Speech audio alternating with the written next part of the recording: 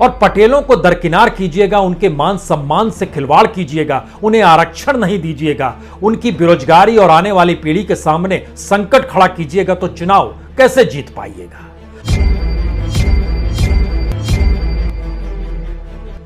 दोस्तों नमस्कार। आज जिक्र गुजरात मॉडल का। गुजरात मॉडल एक ऐसा मॉडल है जिसे हिंदुत्व की प्रयोगशाला से लेकर गुजरात की चकाचौंध परिस्थितियों को लेकर न सिर्फ देश के भीतर बल्कि समूची दुनिया में उसका डंका बज चुका है। यह एक अलग मसला है कि गुजरात के भीतर जब झांकिएगा तो वहां के मजदूर किसानों की स्थिति कितनी बदतर है यह बताने की जरूरत पड़ेगी नहीं। गुजरात के भीतर जब झांकिएगा तो वहां पर बेरोजगारी का क्या आलम है, वहां पर स्कूलों की कौन सी परिस्थिति है, वहां पर मेडिकल इंफ्रास्ट्रक्चर किस तरीके से तार तार हो गया है, यह मत पूछिएगा।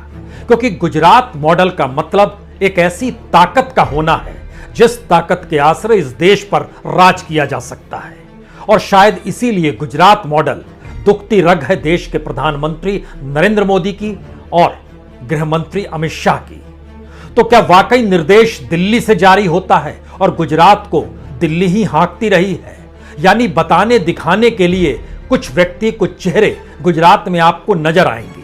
और शायद यही वजह है कि लोग खोज रहे हैं अगले 24 घंटे के भीतर गुजरात का जो भी मुख्यमंत्री होगा वह पाटीदार समाज से होगा, यानी पटेल समाज से होगा। और हिंदुत्व की प्रयोगशाला में पटेलों को दरकिनार कर दिया गया। एक वक्त कांग्रेस ने भी पटेलों को दरकिनार किया गया था। उस वक्त केशुभाई पटेल निकल कर आए थे।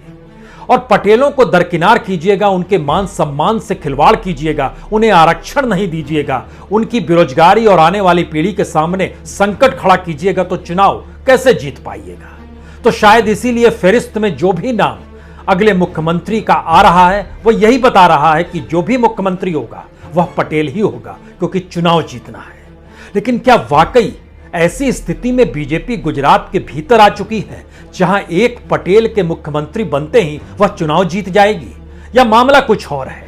कहीं ऐसा तो नहीं है कि इस वक्त ऐसी परिस्थिति में गुजरात के भीतर बीजेपी फंस चुकी है जहां उसे लगता है कि अगर नवंबर दिसंबर तक का इंतजार करेंगे तो फिर मुश्किल होगी। क्यों नहीं चुनाव 6-7 महीने पहले उत्तर प्रदेश और पंजाब के चुनाव के साथ ही करा दिया जाए? यानी यह एक अनुकूल रणनीति होगी। तो क्या वाकई लगभग 7 महीने पहले गुजरात के चुनाव हो जाएंगे और जो शख्स आएगा उसके सामने कोई बड़ी चुनौती नहीं होगी, क्योंकि संभालने वाले तो दिल्ली में बैठे हैं।